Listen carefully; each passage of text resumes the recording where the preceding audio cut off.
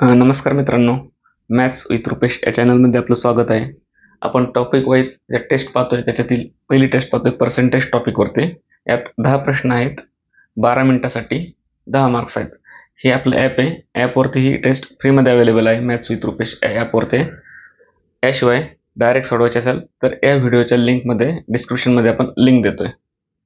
Okay, तर त्या 10 प्रश्नांचं आपण एक्सप्लेनेशन पाहूया. शेकडेवारी हा टॉपिक आहे. पहिला प्रश्न दिलाय, 60 लिटर दुधात मलाईचं 15% प्रमाण आहे, 40 लिटर दुधात 8% प्रमाण आहे आणि दोन्ही दूध एकत्र केले तर मिश्रणात मलाईचे प्रमाण किती होईल. तुमच्यासमोर डायरेक्ट यूट्यूबवरचा व्हिडिओ आला असेल तर व्हिडिओ पॉज करा, डिस्क्रिप्शनमध्ये जी लिंक दिली त्या लिंकवर जा किंवा ॲप डाउनलोड करा, फ्री टेस्ट द्या, स्कोअर बघा किती होतं आणि त्यानंतर हा व्हिडिओ पहा, जेणेकरून तुम्हाला पण अंदाज येईल. आणि काही एवढे अवघड प्रश्न घेतलेले नाही, सोपेच प्रश्न घेतलेले आहेत. ओके, आय होप तुम्ही आता टेस्ट देऊन आला असाल. आता एक्सप्लेनेशन पाहू. 60 लिटर दुधात 15% आणि दुसरं आहे 40 लिटर त्यात 8%, दोन्ही एकत्र केलं तर मिश्रणात किती मलाई प्रमाण होईल.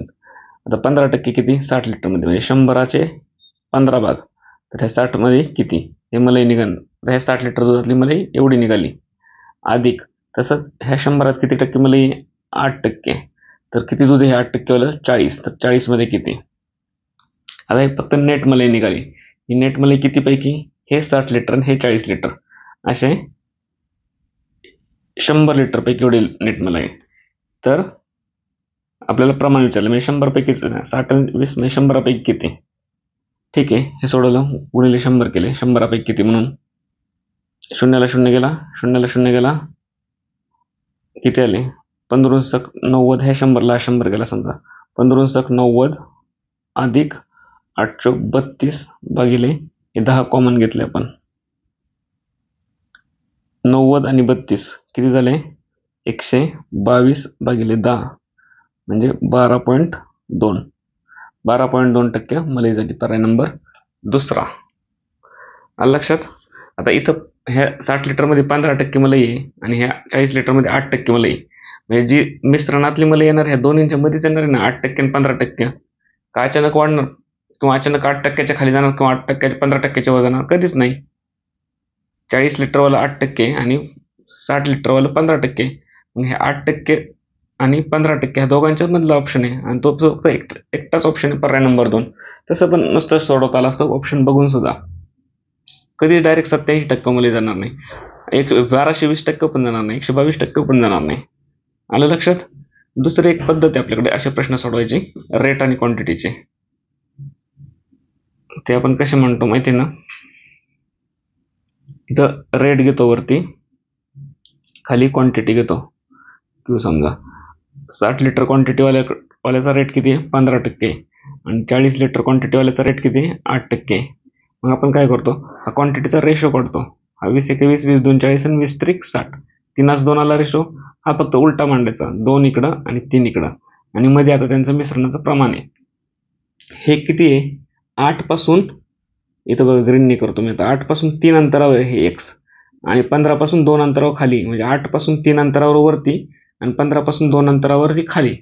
आता हे पर्याय समजा 12.2, 12.5, 13 असे असले, दोन्ही पण 15% आणि 8%च्या मध्ये, हे असे पर्याय असते तर आपल्याला सोडवायची गरज नव्हती. पण जर 15% आणि 8%च्या मध्ये पर्याय असे जवळजवळ असते तर काय, तर हे अंतर कळालं आपल्याला. हा रेशो काढला क्वांटिटीचा, 3:2 आला, तो उलटा मांडला 2:3. आणि आता जो x काढणार आहे आपण मिश्रणाचा, तो 8च्या बाजूने 3 आहे आणि 15च्या बाजूने 2 आहे. तर 8च्या बाजूने 3 कसं घेणार आपण, 8 आणि 3 11 करणार का 15तून 2 गेले 13 करणार नाही. यांच्यातला फरक किती यांच्यातला फरक हा 3 आणि 2 5 असताना 3 भाग 8च्या बाजूने किंवा 5 असताना 2 भाग 15च्या बाजूने कमी आहे. लक्षात. तर हा फरक ऍक्च्युअल फरक किती आहे 15 आणि 8 मधला 7, तर 7 असताना किती. आता मी ही बाजू पकडतो, 8 पासून इकडचे पुढे जायचं, 8 पासून पुढे बेरज करू आपण फक्त, म्हणजे हे 3 आणि 2 5 पैकी 3 भाग आहे. तर ऍक्च्युअल फरक किती, 15तून 8 गेले 7चा, 7 पैकी किती. आता प्रमाणानुसार आपल्याला 3:2 भेटले, म्हणजे 2 आणि 3 5, 5च भाग प्रमाण भेटले आपल्याला. काय मधला फरक आहे तेवढा तंतोतंत भेटला नाही, म्हणजे आपण 5 भाग प्रमाण मानलं तर 5तला 3 भाग 8 पासून जातोय, तर मधला ॲक्च्युअल डिफरन्स किती आहे? 15 वजा 8 7 आहे. म्हणजे 7 मधला किती? म्हणजे 7 तरी 21 भागिले 5. 5 चोक 20, खाली उरला 1, वरून घेतला 0 तर 5 2 10. म्हणजे 4.2 अंतर हे कुठून जाणार? 8च्या बाजून जाणार. म्हणजे 8 अधिक 4.2, 8 आणि 4 12.2. इतकं सोपं आहे. ही मेथड शिकलं तर पटकन उत्तर येते. पुढचा प्रश्न दुसरा. नाटकाच्या तिकिटाची किंमत 25% वाढल्यामुळे खप 15% कमी झाला तर एकूण उत्पन्नात शेकडा वाढ किंवा घट किती झाली? आता ज्यांनी पर्सेंटेजचा यूट्यूबवरती माझा व्हिडिओ पाहिलाय ते लगेच लिहिणार 25% वाढले तिकिटाची किंमत. म्हणजे किती झाली? 25% वाढली म्हणजे फ्रॅक्शनमध्ये 5/4 झाली, म्हणजे 4/5 झाली. तिकिटाची किंमत वाढली आणि खप काय झाला? कमी झाला. खप किती? 15% कमी झाला. 15% कमी म्हणजे किती? 17/20. तर उत्पन्न कसं असतं? शेवटी उत्पन्न जर मोजायला गेलो आपण तर ती किंमत जी नाटकाच्या तिकिटाची आणि गुणिले किती खप झालाय त्यांचा गुणाकारच असतो ना, तेवढं उत्पन्न तयार होतं, म्हणून गुणाकार केलाय. 17/5 85, 20 चोक 80. याचं परत संक्षिप्त रूप दिलं फ्रॅक्शनमध्ये तर कितीचा भाग जातोय? 5 1 5, खाली उरले 3 5 असतं 35. 5 1 5, खाली 5 30. म्हणजे 16ची किंमत 17 होती. म्हणजे 1/16 ही किंमत वाढते आणि 1/16 म्हणजे आपण 20 मिनिटाच्या डेली प्रॅक्टिसमध्ये करतोय त्याच्यानुसार 1/16 म्हणजे 6.25%. 16ची किंमत 17 होती म्हणजे 1/16 ने किंमत वाढली नाही आणि 1/16 म्हणजे आपण डेली प्रॅक्टिस करतोय 20 मिनिटाची फ्रॅक्शनची, त्याच्यानुसार 6.25% येते. 6.25% वाढ होती. ही पद्धत सोपी, हे समजल्यानंतर पर्सेंटेज टॉपिक केल्यानंतर येणार. जर नसली तर आपल्या जुन्या मेथडने जरा वेळ जातो, त्या मेथडने सोडवलं तरी चालतं. पण एकूण एकच आहे. जुन्या मेथडने फक्त वेळ जातो. आता 100ची 25 वाढवली, मग 100चे 125 झाले, गुणिले 15% खप केला, 100चे 85 झाले आणि मग हे सोडवलं कॅल्क्युलेशन. आणि मी काय केलं होतं? 125च्या 100च्या जागी 25 5 आणि 25 चोक म्हणजे 4ची वस्तू 5ला झाली आणि इकडं 17/5 85 आणि 20 5 100, 20ची वस्तू 17ला झाली. आणि लक्षात हेच आहे, फक्त संक्षिप्त रूप दिलेलं आहे. आणि जे आलं ना 17/5 85 भागिले 20 चोक 80 आणि नंतर म्हणजे 80ची वस्तू आता 85, पहिलं उत्पन्न 80 होतं. हे ओल्ड आणि हे न्यू हे त्या व्हिडिओत पर्सेंटेज आणि रेशो प्रपोर्शनमध्ये अगदी चांगलं शिकवलेलं आहे यूट्यूबवरती. हे ओल्ड झालं आणि हे न्यू झालं. 80चं 85 झालं म्हणजे 80वरती किती रुपये इन्कम वाढला? आपला उत्पन्न किती वाढलं? 5 रुपये. म्हणजे 5 1 5, 5 1 5, खाली उरले 3 5 36, 1/16 एवढं इन्कम वाढलं. आणि 1/16 म्हणजे पण ते 20 मिनिटाच्या प्रॅक्टिसमध्ये फ्रॅक्शनमध्ये शिकवलेच, पर्सेंटेजमध्ये शिकवलेच. 1/16 म्हणजे तोंडी 6.25%. नसलं तर 16ने भाग देऊन बघा. समजलं? पुढचा प्रश्न तिसरा. अर्पिताला अजयपेक्षा 20% गुण कमी मिळाले तर अजयला अर्पितापेक्षा किती टक्के गुण अधिक मिळाले? आता जुन्या पद्धतीने आधी सांगतो मी. अर्पिताला अजयपेक्षा कमी मिळालेत.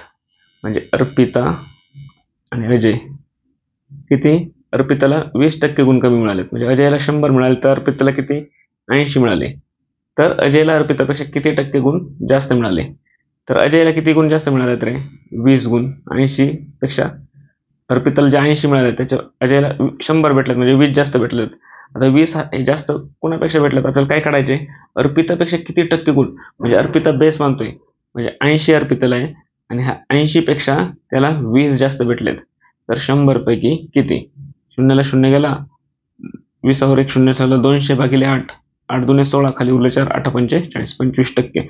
हे जुन्या मेथडने आलं आपलं उत्तर. परीक्षेत कॉम्पिटेटिव्ह एक्झाममध्ये ह्या मेथडऐवजी थोडं स्मार्ट बनायचं. 20% गुण कमी, 20% गुण कमी याचाच अर्थ काय? 5चे गुण किती झाले? 4 झाले. म्हणजे अजयला 5 असले तर अर्पिताला 4 आहे. तर आपल्याला विचारले अजयला जास्त किती मिळाले? अजयला किती जास्त भेटलं रे? अर्पिताला 4 आहे, अजयला 5 आहे. एक जास्त आहे ना अर्पितापेक्षा. आणि अर्पिताला किती भेटले? 4. म्हणजे बेस किती झाला? 4. 4वरती 1 जास्त आहे अजयला अर्पिताच्या कम्पेअर टू. अर्पिताचा बेस 4 आहे, त्याच्यावरती 1 जास्त आहे. 5तून 4 गेले 1, 1च जास्त आहे. आणि 1/4 म्हणजे आपण फ्रॅक्शनमध्ये शिकलोय 25%. इतकं सरळ साधं आहे. प्रत्येक वेळेस ते 100 घेण्याचं कष्ट टाळले ना तरी जमून जाते. आता हा प्रश्न जुन्या मेथडने सोडवलं. 4 5 6 0 गुणिले 2.7 टक्के म्हणजे भागिले 100. आणि हा शून्याला हा शून्य गेला, मग किती आले 456 गुणिले 2.7 भागिले 10. आता हा तिरकस गुणाकार आहे जो आपण दररोज 20 मिनिटाच्या प्रॅक्टिसमध्ये अतिशय चांगल्या पद्धतीने करतो, बरोबर आहे. आणि त्याचा इथं फायदा 100% होणार आहे. जे स्पीड कॅल्क्युलेशनचे लेक्चर पाहिले 2 आणि त्याच्यानुसार 20 मिनिटं प्रॅक्टिस करतो त्यांना अशा प्रश्नांना अडचण अजिबात यायला नको. याच्या पुढची गोष्ट ऑप्शन बघितले तर आपल्याला काय दिसतंय, हे अंदाजे काय हे किती आहे, याचे टक्के विचारलेत ना आपल्याला. कशाचे? 45, 60 गुणिले 2.7 भागिले 100. आता हे 2 जर इकडे गेलो 100चे 2 शून्य म्हणजे 45.6 गुणिले 2.7 एवढं आलं उत्तर आपलं. आता 45.6 गुणिले 2 म्हणजे 45च मानलं हे, आणि समजा हे 45 आणि हे 2 किंवा 3 मानलं तरी 45 तरी किती, 45 45 90 आणि 135 जर जास्त म्हणले म्हणजे 135 पेक्षा थोडं कमी पाहिजे.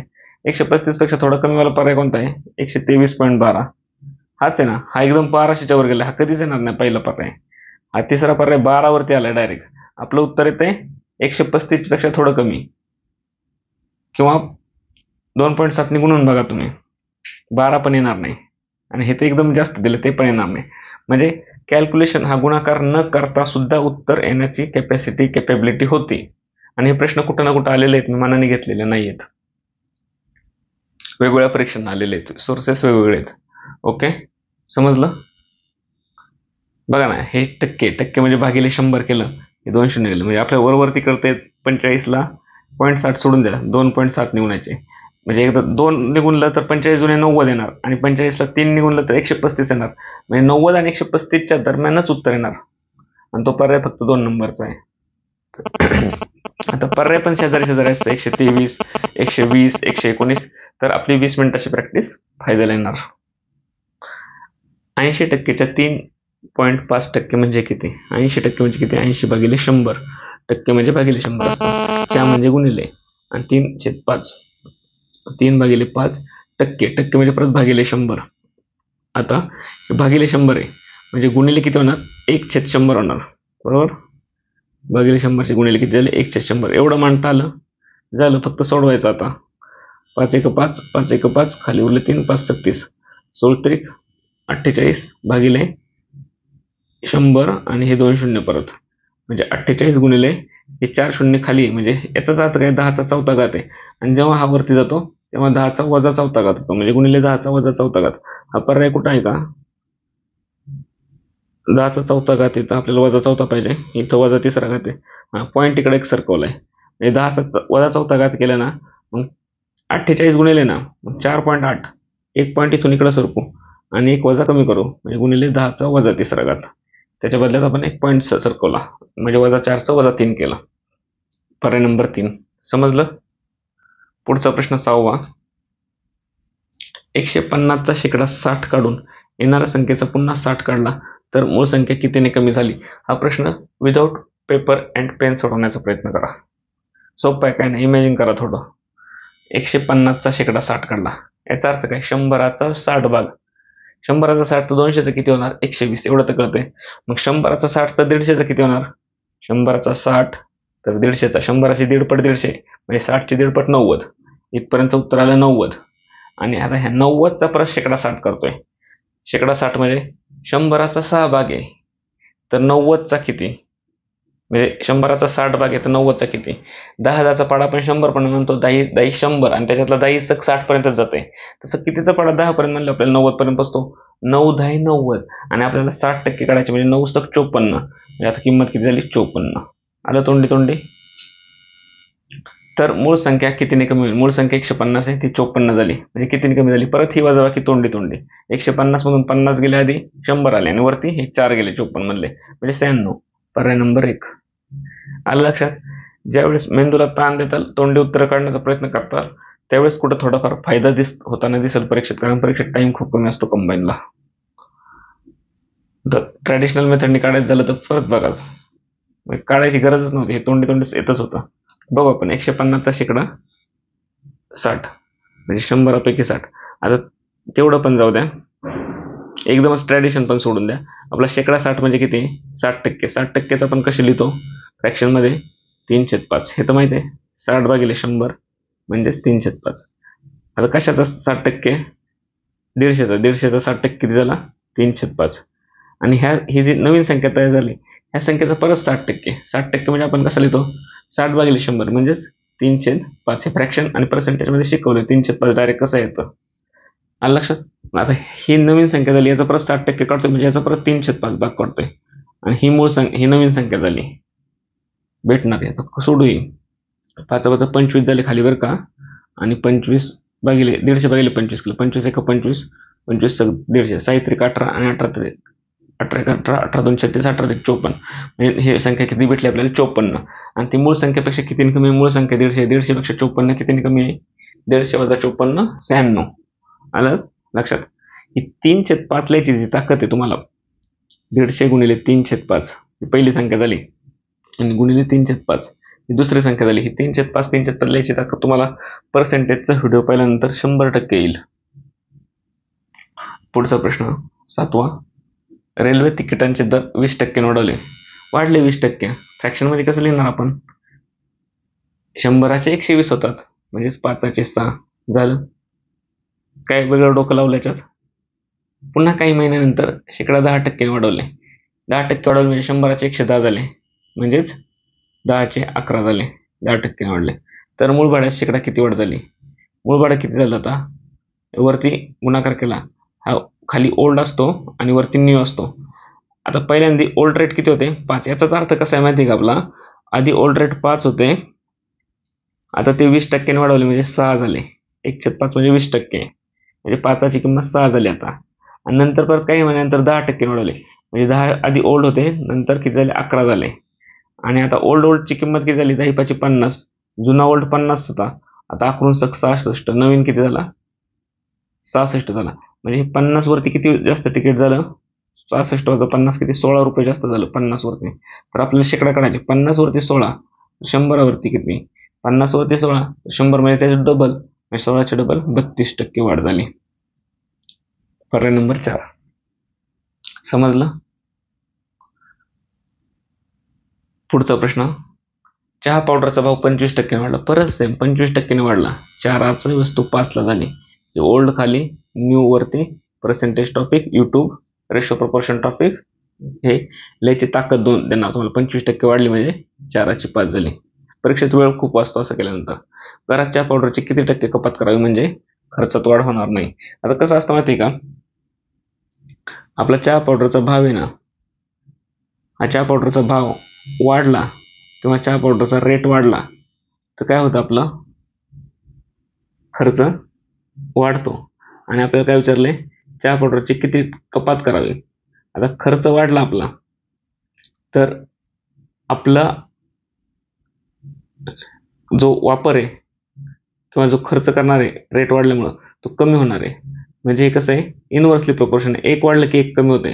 म्हणजे रेट वाढला तर आपण काय करणार आहे? पावडरची वापर कमी करणार किंवा खर्च कमी करणार आहे. रेट वाढला तर खर्च कमी होतोय, बरोबर ना? रेट वाढला तर खर्च कमी, म्हणजे इनव्हर्सली प्रोपोर्शन आहे. म्हणजे कधी पण यांचा गुणाकार केला तर कॉन्स्टंट येणार आणि तो स्थिर राहणार. समजतंय? रेट वाढला एखाद्या गोष्टीचा तर आपण खर्च कमीच करणार आणि रेट कमी झाला तर ती गोष्ट आपल्याला जास्त भेटणार म्हणजे खर्च जास्त होणार. आता रेट आणि खर्च यांचा गुणाकार, हा खर्च इनव्हर्सली प्रोपोर्शन, इकडे आला खर्च तर तो कधी पण कॉन्स्टंट के राहणार. आता बघा 25% रेट वाढला म्हणजे 4चा रेट 5 वाढला तर आपल्या खर्चात किती कपात करायची जेणेकरून आपलं जे सुरुवातीला जो भाव मांडला होता ना तो जो सपोज XYZ कोणता मांडला असेल तो गुणिले रेट गुणिले तेवढा खर्च 1 गुणिले 1च असणार आहे. म्हणजे याला किती खर्च करावा लागेल तेव्हा आपलं कॉन्स्टंट 1 राहील. 5/4 निवल जायला 4/5 घ्यावा लागेल, एवढी कपात करावं लागेल. याचाच अर्थ कसा झाला? पूर्वी साखरेचा रेट 4 होता, 4 रुपयाला साखर भेटत होती, आता 5 रुपयाला भेटते. तर पूर्वी मी 5 किलो घेत होतो, आता 4 किलो घ्यायला लागतो. किंवा पूर्वी 5 क्वांटिटी घेत होतो, आता 4 क्वांटिटी घ्यायला लागलो. जेणेकरून माझा खर्चात वाढ होणार नाही. यांचा गुणाकार म्हणजे काय? खर्च आहे. माझ्या खर्चात वाढ होणार नाही. म्हणजे 5 चोक 20 आणि 5 चोक 20 1 आला. हे 4ला 4 गेला, हा 5ला 5 गेला, 1 राहिला. समजलं? खर्चात वाढ होणार नाही, याचा अर्थ आपल्याला चहा पावडरची कपात करावं लागेल. रेट गुणिले खर्च करा किंवा रेट गुणिले वापर करा. हा रेट वाढला तर वापर कमी होतो, म्हणजे आपला खर्च कॉन्स्टंट राहतो. म्हणजे rate is directly proportional 1 upon वापर किंवा युजेसला वापर, बरोबर ना. रेट वाढला तर वापर कमी होतो, आणि रेट गुणिले वापर म्हणजेच काय, आपला खर्च. आणि हा खर्च काय केलाय, स्थिर दाखलाय. खर्चात वाढ नाही करायची, म्हणजे हा खर्च कॉन्स्टंट आहे के. हा मग खर्च रेट किती वाढला, आता 25% वाढला, 5/4 झाला. तर वापर कितीने कमी केला पाहिजे, 4/5ने. म्हणजे कॅन्सल आउट झालं पाहिजे, जेणेकरून खर्च एकला एक कॉन्स्टंट राहील. समजलं. इथं खर्चाच्या आधी वापर करा किंवा खर्च केला तरी चालेल, काय नाही. पुढचा प्रश्न पाहायचा 9वा. बँकेत नोकरीसाठी अर्ज केलेल्या उमेदवारांची इंग्रजी, गणित या विषयांची परीक्षा घेण्यात आली. बसलेल्या उमेदवारांपैकी इंग्रजीत 75% उमेदवार उत्तीर्ण झाले. हे इंग्रजी, हे गणित. इंग्रजीत किती उत्तीर्ण झाले, 75%. गणितात 80%. परंतु 18% उमेदवार दोन्ही विषयात अनुत्तीर्ण झाले. हे दोघांच्या बाहेर 18% उमेदवार आहेत. दोन्ही विषयात उत्तीर्ण झालेले 292 आहे. हे समजा x टक्के जे दोन्ही विषयात उत्तीर्ण झालेत, आणि ते x म्हणजेच किती, x इज इक्वल टू 292 आहेत. इथे दिले दोन्ही विषयात उत्तीर्ण झालेले 292 जणांना नोकरी घेण्यात आली. तर त्या परीक्षेला किती उमेदवार बसले होते. आपल्याला 100% माहिती, 100% गोष्टी दिलेल्या. मुलांची संख्या किती आहे उमेदवारांची, 100%. 100% म्हणजेच त्या परीक्षेला बसलेले उमेदवार. आता 100 पैकी इंग्रजीत, 100% पैकी इंग्रजीत किती उत्तीर्ण झालेत, 75%. पण फक्त इंग्रजीत किती झाले, इंग्रजीत हे 75% आहे. इंग्रजी आणि गणितातले 1% पण धरलेत, म्हणजे फक्त इंग्रजीत 75 वजा 1 झालेत. तसेच फक्त गणितात 80 वजा 1 झालेत. आता आपल्याला गोष्टी भेटल्या कोणकोणत्या, फक्त इंग्रजीत उत्तीर्ण झालेले हे 75 वजा 1, फक्त गणितात उत्तीर्ण झाले 80 वजा 1, हे इकडून एवढे असे इकडचे, हे इकडचे इकडं असे. दोन्हीत झालेले x आणि दोन्हीत अनुत्तीर्ण झालेले 18, हे सगळे मिळून किती, 100%. हे सगळे एका लाईनीत मांडू आपण. फक्त इंग्रजीत 75 वजा 1, फक्त गणितात 80 वजा 1, दोन्हीत x आणि इतर उरलेले दोन्हीत अनुत्तीर्ण झालेले 18, असे मिळून किती, 100%. हे सोडवलं, वजा x अधिक x गेला, 75 अधिक 80 अधिक 18 किती आले, 8 आणि 8, 75 अधिक 80 अधिक 18, हे काय, वजा x इज इक्वल टू 100. किती झाले, 5, 8 आणि 5 13, हातचाला 1, 8 आणि 2 10, 7 17, 173 आले यांची बेरीज.